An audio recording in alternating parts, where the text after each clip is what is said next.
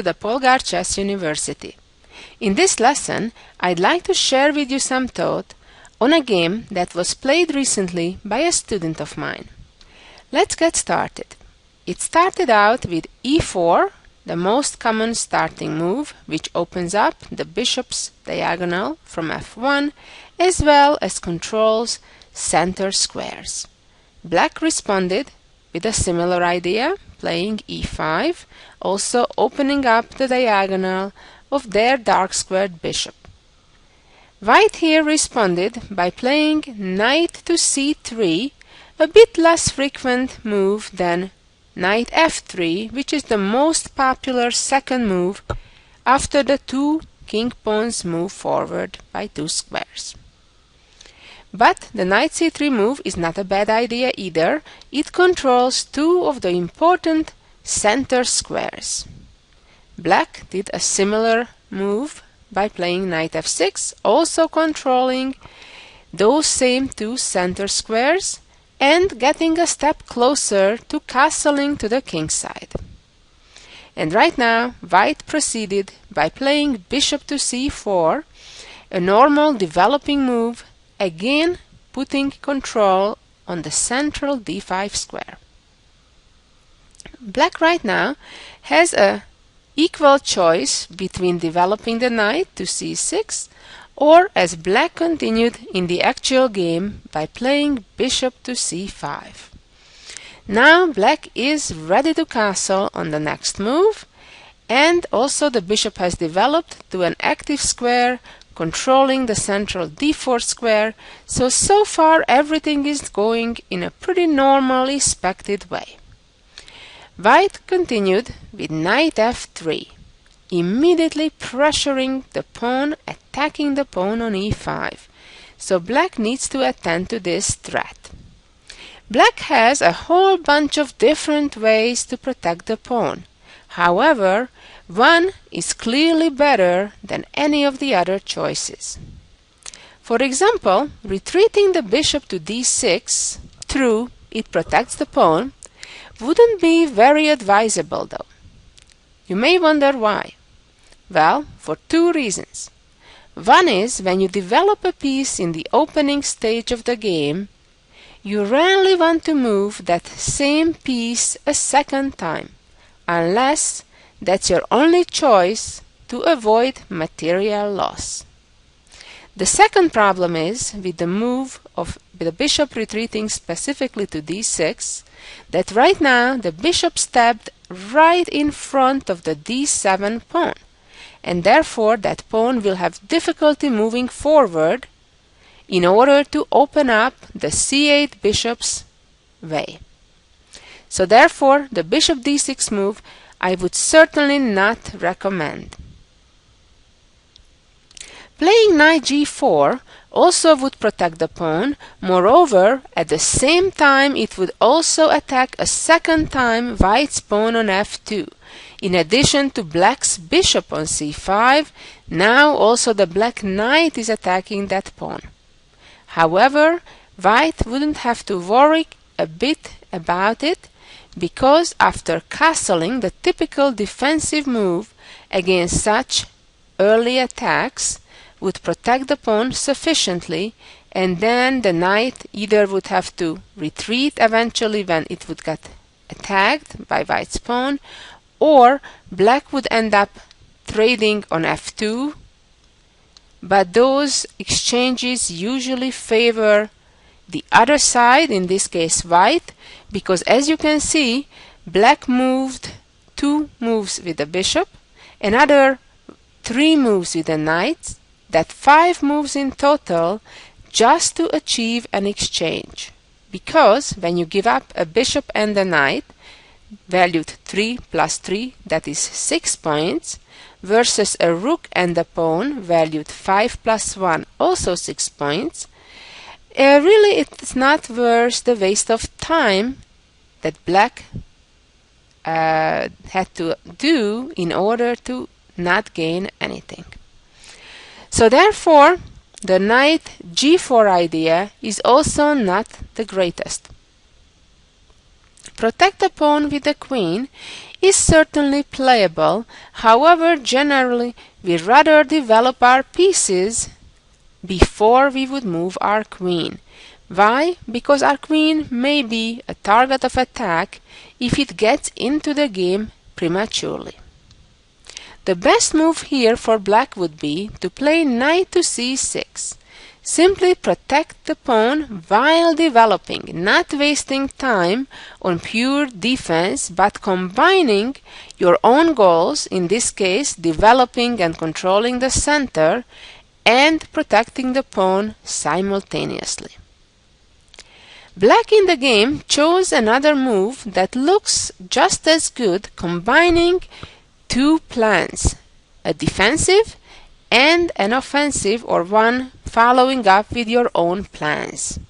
Black played right now d6 with the pawn protecting the other pawn on e5 and also opening the diagonal of the bishop.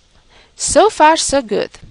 The only difference is that the d6 move only protects directly the pawn on e5 and does not protect or control another time the central d4 square, and therefore it allows white to right now play d4 right away. What white achieves with this move gains a little bit of momentum and space advantage. Black traded, which is the best response, and the white knight captures back. Of course, it's completely safe as the white queen now is protecting the knight in the center on d4. Right now, black continued by playing h6 right away. That move aims to prevent the development of the bishop to g5 from where it would pin the black knight. Let's see for a moment how the game could have continued would black have castled right away. Well, white would have had the opportunity to play bishop to g5 immediately. Now the knight is pinned. What does it mean? It means that if the knight would move away to some random square, that would be horrible, of course, allowing the bishop to capture the queen. Also, the problem is that if the black queen would want to get out of the pin, so then on future moves the knight could move without the loss of the queen, now the white bishop would simply trade on f6, and of course if black doesn't want to remain a piece down, must capture back, and it's visually quite clear that black has ruined the pawn structure. Black has all of a sudden only isolated pawns on the king side, moreover two doubled pawns on the f-file, and the black king is no longer in a safety as it used to be with the three pawns protecting it, because the g pawn has moved to the f-file and therefore the black king could be easier attacked. Let's go back a little bit and look at another opportunity after castle, bishop g5. You may wonder, but what may happen if now black plays rook e8, trying to put pressure on the pawn on e4 a second time, and then after white castles, chases the bishop away. Well, now the idea is that if the white bishop retreats somewhere like f4 or e3, then there would be no longer a pin over the knight on f6, and black would be free to capture the pawn on e4. Well, that's all very true. However, what happens if white instead maintains the pin by retreating to h4? Well, that's exactly what white should be doing.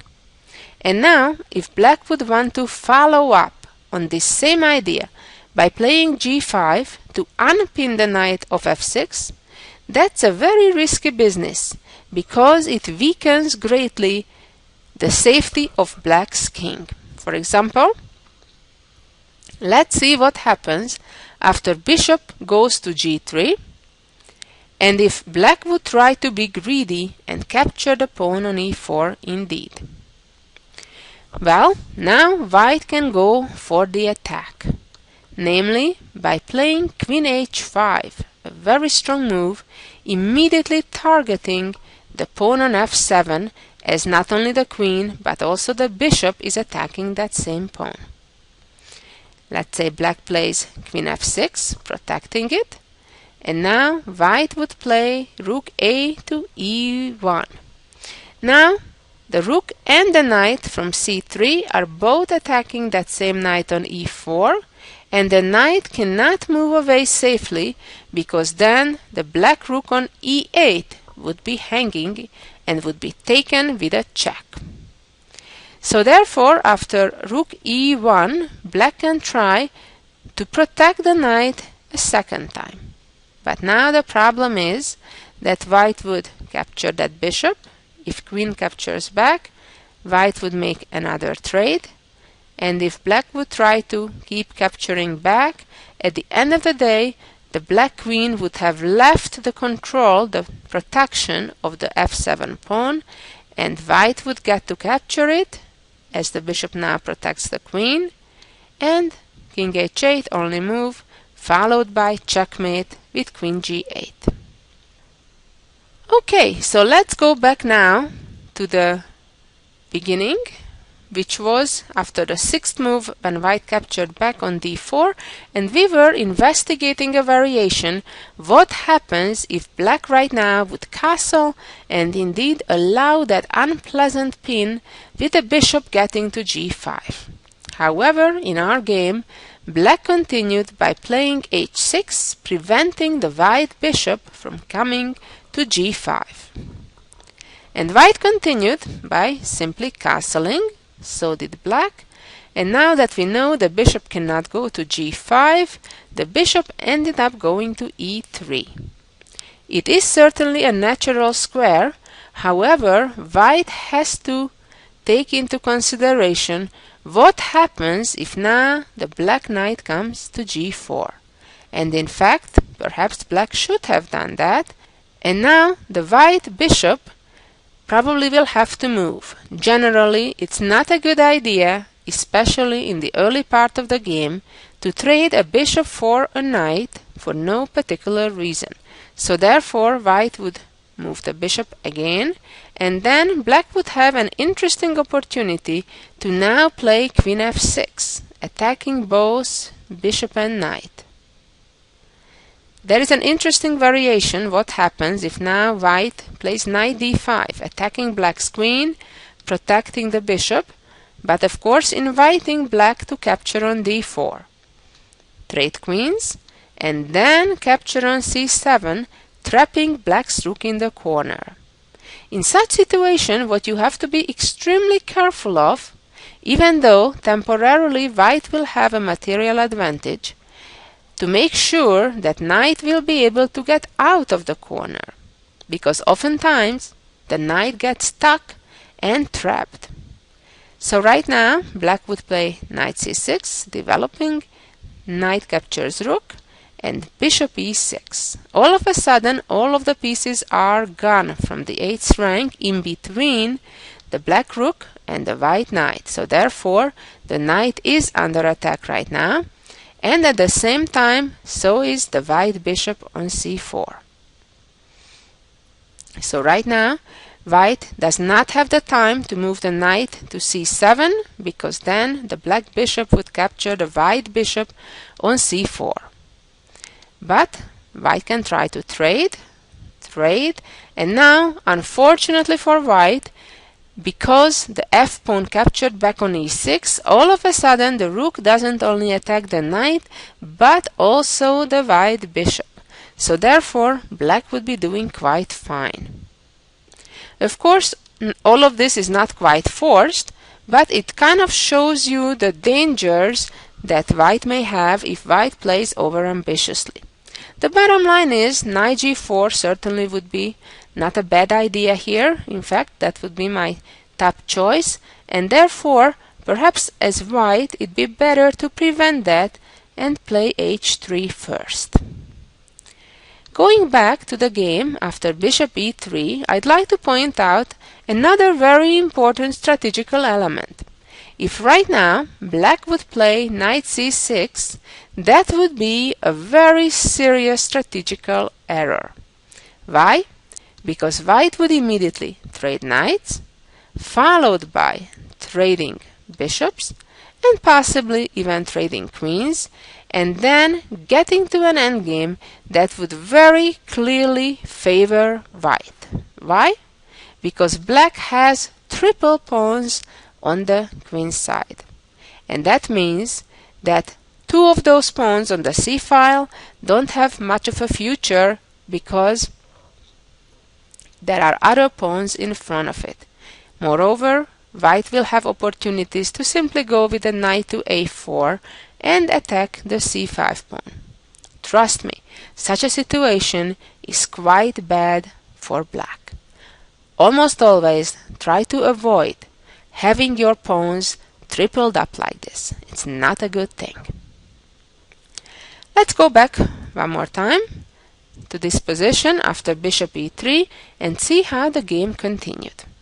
Black right now played knight b to d7, which is kind of a typical developing move. However, it missed out on a better option, as we said, knight g4. Right now, white has a number of decent choices, among them playing h3, as I mentioned earlier as well, or playing even f3, both preventing the ideas of a black knight appearing on g4. White made a move that I don't particularly like, played a3, although it's not a very bad move. But I don't really see the need for it either. Black played knight e5, a logical move, right now attacking immediately the white bishop on c4 and also centralizing the knight. And this was the moment where white had to be indeed careful, and the best response was to retreat the bishop to e2. White made a very awkward looking move, at least to me, moving the bishop to d3. We can see how there is a pawn on c2, another one on e4, and therefore the bishop on d3 does not have a tremendous potential. Also, it kind of invites the black knight to capture, to trade on d3, while it may not be the top choice for black immediately, but certainly it is a pleasant thing when black has an opportunity to trade a knight for a bishop. And here black's best choice was playing knight f to g4, which was not played in the game, but I'd like to follow up rather on this line what could have happened if now black plays knight f6 to g4.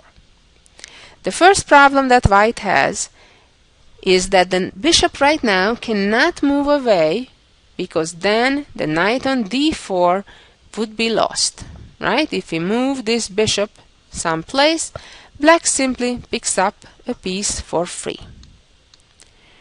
Also, allowing the trade on e3 in a way that white will be forced to capture back with the pawn is certainly out of question. For example, after bishop e2, black could capture on e3 and again ruin white's pawn structure, doubling up two pawns on the same file. So going back to this position, after knight just came to g4, let's look at the move queen d2. It is true that now black could capture on e3 and have an excellent position, because if queen captures back, the black knight would go to g4, and then the queen is forced to move away from the protection of white's knight on d4. However, black had an even more ambitious way to play in this position, namely playing queen h4, going for a checkmate immediately. Of course, the threat is quite obvious. Queen captures h2. If the knight would move to f3, which protects temporarily the h2 pawn, that would lose right away because black would have the opportunity to trade on f3, followed by an immediate checkmate on h2. Again, let's go back. After queen h4, white's pretty much only option is to play h3. And now, knight takes e3. We already know that black is simply strategically better if pawn has to capture. Queen captures. Of course, this doesn't look very good, even though black does not have right now the option to play knight g4 because the white pawn now guards that square. It looks quite bad to step into this pin where the black bishop is pinning the white knight on d4. The immediate attempt to win the pin, the knight in the pin, with knight c6, is not quite the best because white could simply protect himself. There are better options. One is to right now trade on d4 and then use the situation, the positioning of the white king and queen, and immediately take on h3, in view that if pawn takes bishop, the fork arrives, winning the white queen. A better and trickier move would be for white to play f4 now, so if the knight moves away, there is no more fork in the picture, but now the knight can go, for example, to g4, as the black bishop is taboo because of checkmate coming in just 2 moves. Or, if we take back just a couple moves here, if white does not capture the bishop on h3, white plays knight e2. White, of course, is in the game, but black still has a good game, winning already a pawn. The best move after queen e3 in this position is to actually take on h3 immediately, using the very same idea. If pawn captures, then bishop captures knight, and of course queen cannot now capture the bishop because of the fork with knight f3. Or if after bishop takes h3, white plays f4 in this position, then black has 2 good options. Probably the simplest is to just play knight g4, chasing away the queen from the knight's protection on d4. Another option is to simply retreat the bishop, and then if pawn takes knight, pawn takes pawn, black is using the pin and also wins the knight back with a much superior position. And finally, if we go back to the position after the sacrifice with the bishop on h3, if the queen captures now on h3, queens get traded, and then bishop d4 again leaves black with a healthy extra pawn in the endgame. What did we learn from this game? Well, we learned a couple of things. Early in the game, focus on the center. Black's first mistake was not focusing enough on the central d4 square and allowed white's advance on move 5 with the pawn with d4. Then black made a second mistake when didn't use the opportunity to play knight g4, chasing the bishop from e3 from its centralized and active position. Then it was white's turn to make some mistakes. By playing a3 on move 9, it was kind of a little bit slow motion and still allowed the black knights to arrive on g4. And then it was quite a bad move to retreat the bishop to d3 instead of e2. You saw how black gained initiative so quickly, even though it was still early in the game. And that's thanks to white making some so-so moves like a3 and then bishop d3. Well, hopefully this little game gave you some ideas in these type of positions what kind of patterns you can look for. Knight g4 to attack a bishop on e3 is certainly one of them, especially like you saw in this example, when the bishop was the only piece guarding the knight on d4, so therefore it couldn't run away from the attack.